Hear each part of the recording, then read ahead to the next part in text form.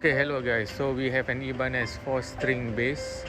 I'm not so sure about the model number, but when it came in, the relief was very high, so it was a bit uncomfortable to play in the mid region.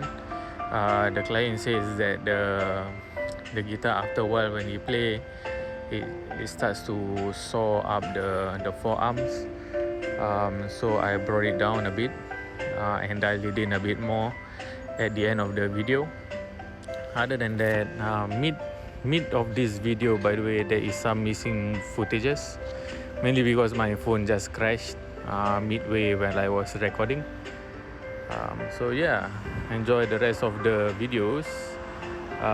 If you like the content, don't forget to subscribe. I see you at the end of the video. Bye.